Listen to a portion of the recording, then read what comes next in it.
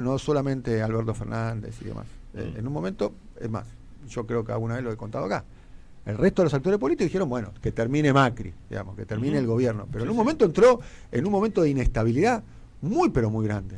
¿Se acuerdan? Sí, el gobierno de Macri. exactamente. Claramente. Había un olor a 2001. Y eso que tenía las elecciones más lejos. No las tenía tan encima como las tenemos ahora. Claro. En este caso, hay que estar atento a eso. Vamos a seguir analizando, pero vamos a sumar a nuestro amigo y compañero, integrante de la familia disfuncional de Siempre Soy.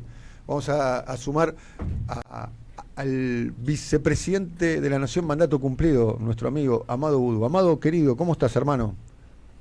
¿Cómo estás, Daniel? Bien, Qué bueno, ya con... que digas que soy miembro... Sos integrante de la familia Podcast. disfuncional, como todos, con los oyentes, todos y todas las oyentes también son integrantes de nuestra familia disfuncional. ¿Cómo andas, hermano? ¿Todo bien? Bien, acá vamos. Bueno, queremos escucharte con mucha atención. Ya te quiero decir que hay un precio del dólar acá. Acá estoy, mira, entrando al home banking del Galicia, 1.200 en este momento. Vos querés pará. Estoy entrando al home banking ¿Vos del querés Galicia. comprar dólares? Te dice 1.200 para la compra, 1.150 para la venta.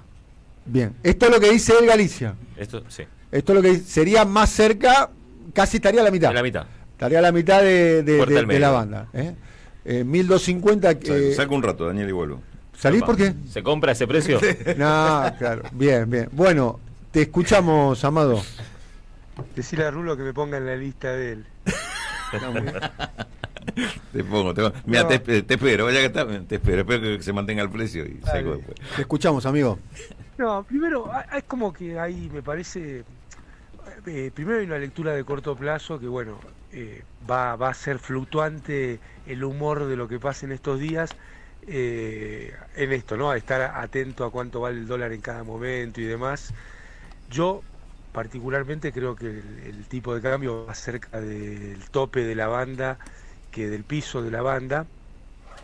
Y bueno, va a haber sensaciones encontradas con esto, ¿no? A mí me interesa más lo estructural de lo que ha anunciado el gobierno, Caputo, el presidente, estos días, porque eso es lo que te va, me parece a mí, te va a dar una posibilidad de entender qué pasa a mediano plazo. Como hace un año y medio venimos diciendo que esto iba a pasar, que iba a haber una devaluación, creo que algún margen para prestarnos atención hay en esto. Primero, el presidente, cuando se esfuerza tanto uno en decir esta vez es distinto, es porque esta vez no es distinto. Esta vez no es distinto. Mirá, estaba repasando algunos diarios. Escuchá esta frase. A ver. Estamos contentos de anunciar el fin del cepo. Bien. La leí en el portal. ¿Sabés qué día? El 16 del 12 del 2015 lo dijo Pratgay. ¿Está bien?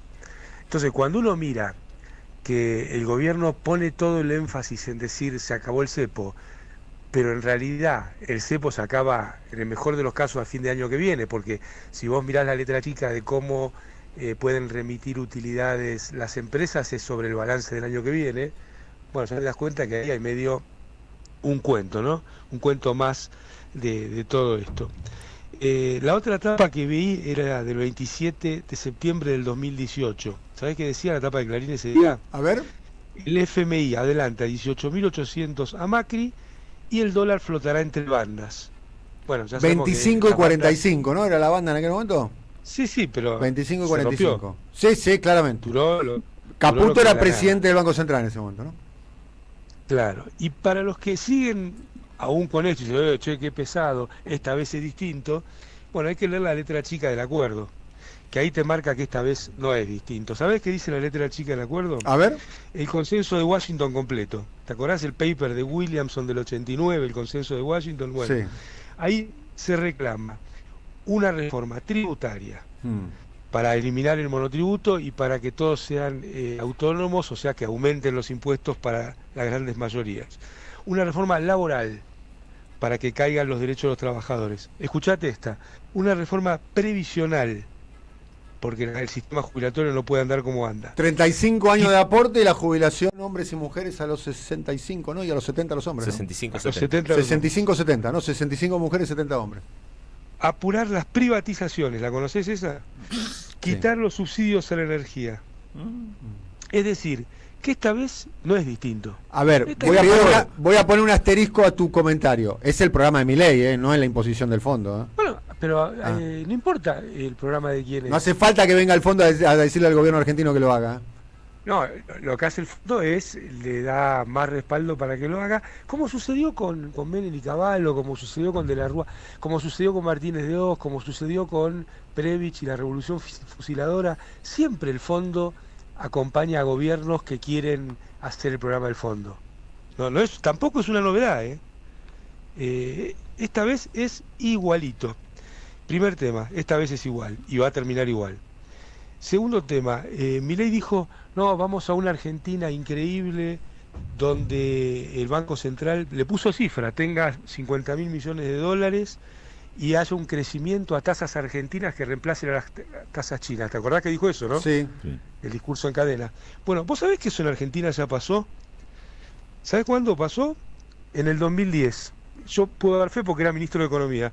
En el 2011 teníamos 52.689 millones de dólares de reservas en el Banco Central. En el 2010 teníamos 52.135 millones de dólares de reservas en el Banco Central. ¿Y sabés cómo crecimos en la peor crisis mundial después de la del 30?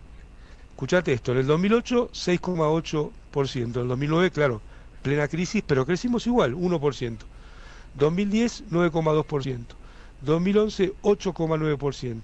Quiere decir que ese mundo ideal al que nos lleva supuestamente Al que Milei, aspira Milei. era la Argentina de Néstor y Cristina Kirchner. ¿Está bien? Por el camino que él pretende no va a llegar ahí. No va a llegar ahí.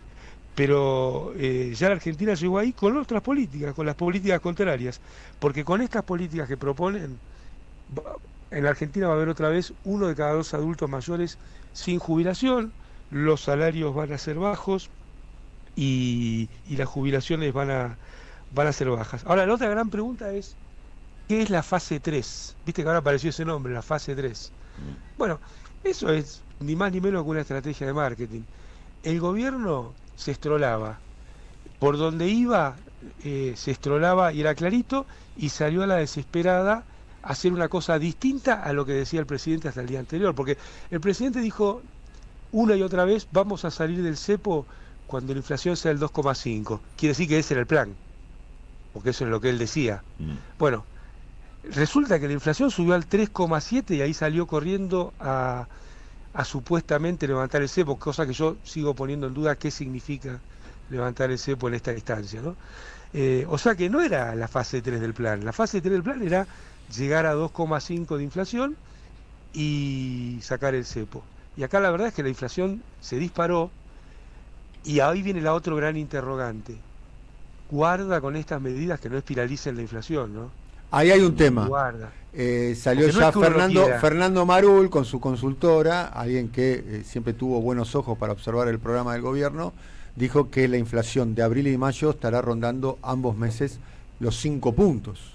O sea, ya Bueno, hay eso es, yo te diría, una visión conservadora de lo que puede pasar. El piso. Porque, sí, porque vos lo que tenés hoy, Sí. imagínate, esta gente trabaja mucho en escritorio, sobre todo lejos del país, ¿no? Vos sos una persona que tiene un mayorista de alimentos en la provincia de San Luis, o en la ciudad de Mar del Plata, o en cualquier lugar del país. ¿Cuál es tu precio de reposición con las bandas del tipo de cambio? ¿Cuál es tu precio de reposición? Vos sos un productor de una pyme de autopartes. ¿Cuál es tu precio de reposición con este tipo de cambio? Esa es una pregunta que a mí me sorprende mucho, que es obvio que es la pregunta que hay que hacerse y que es una pregunta que no aparece. Entonces, la verdad es que este supuesto orden macro una y otra vez desquicia la micro. Desquicia la micro y entonces está pasando de unas peores cosas que le puede pasar a una sociedad, que es no tener precios de referencia como costo de reposición. Amado, ahora a propósito de esto último que decís, ¿y vos considerás que esto, inmediatamente lo traduzco lo que te voy a preguntar, esto ordena la macro? Es decir, que va a haber estabilidad de precios, estabilidad del tipo de cambio y otras No. estabilidad que necesita, Y además, ¿qué impacto puede tener esto en la economía real? Te pregunto. No, por eso te digo, nosotros vamos a ver, creo yo, y no es que lo desee, lo creo, Sí, sí. lo estudio, va a haber un aumento de la volatilidad en precios, que supuestamente era uno de los pocos galardones que se podía llevar el gobierno, y esto va a repercutir en más dificultad en la economía real, porque cualquier proyecto... Me quiero parar acá, en un punto, por favor. A ver, Sí. la inflación se anuncia la segunda semana de los meses, ¿no? Sí, El segundo martes, ¿es así? Sí. ¿Segundo martes de Sí, cada sí, mes? sí. ¿Es así? No, a veces no, esta vez fue viernes, pero... Está bien. Bueno, Más o menos a partir Está del 10, bien. entre La el 10 infla- y el 14. Ya, a partir del 10. el 17 de mayo es la elección en la ciudad de Buenos Aires, Ajá. en mayo. 18. Se va a anunciar días previos la inflación de abril. Nos fijamos el calendario. O sea, pues la sí, tapa de seguro. los diarios va a ser que la inflación va a ser 4, 5, 6 puntos. ¿Estamos Sí. de acuerdo? Sí, Seguro. Sí. sí. Eso va a tener un impacto electoral, sin duda alguna. Porque casi el único contrato electoral que tenía Milei con la sociedad es motosierra bajo la inflación. El tipo aplicó la Sí. motosierra y la inflación va a terminar casi tan alta como en los últimos meses de Massa, que es lo que Pero te das provocó. cuenta que es un espejismo, ¿no? O sea, lo que estaba vendiendo el gobierno como... me interesa esta palabra que usó el Rulo, el orden macro. Resulta que el orden macro que nos vende la clase dominante, el sistema, la economía ortodoxa, es ver qué pasa con el dólar. Sí. Ahí empieza y termina el orden macro. Sí, claro. Ahora, en el orden macro que sobre todo un ministro de Economía tiene que evaluar, están los salarios, está el mercado interno, está la formación de precios internos, está la balanza comercial, está qué pasa con el nivel de trabajo, está qué pasa con la cuestión fiscal en términos del impacto en el funcionamiento de la economía real. Pues yo te pregunto esto, vos tenés la motosierra, muy divertido el cuento para una historieta distópica, pero el capital físico de la Argentina se deteriora todos los años. Estoy hablando de rutas, de tendido eléctrico, de tendido de gas. Bueno, no estás invirtiendo ni siquiera lo que se te deteriora cada año en un país que debiera crecer. Entonces ahí vos tenés un problema del cual nadie habla y es parte del orden macro, porque hasta en la teoría ortodoxa, para crecer necesitas inversión en el stock de capital físico. Bueno, esto no está en Argentina.